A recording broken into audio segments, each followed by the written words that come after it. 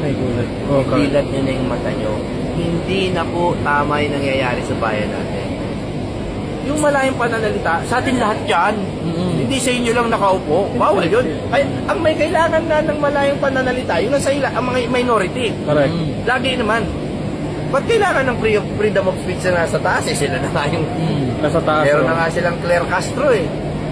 Malayang malaya yung salita. Okay. Sir, kayo pa naniniwala kayo na si FL is nandito sa Pilipinas? Wala akong pake. Hindi talaga wala akong pake. Huwag kayo magpaloko dyan.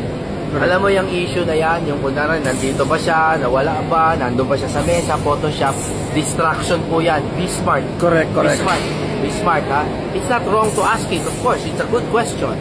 Distraction yan. PhilHealth. Tama, tama. Yun yung tunay na problema. Bigas. Yan ang pag-usapan natin. Wala akong pakialam kung na-overdose sila o hindi. Wala akong paki. Wala akong paki. Ito, nasa ibang bansa sila eh. Correct. Hindi, kasi sa akin, I'm not saying to break the law, ha? I'm saying, nagdadrag sila sa ibang bansa, o our laws don't apply there, o di bahala sila. Correct. Pero dito, walang paki.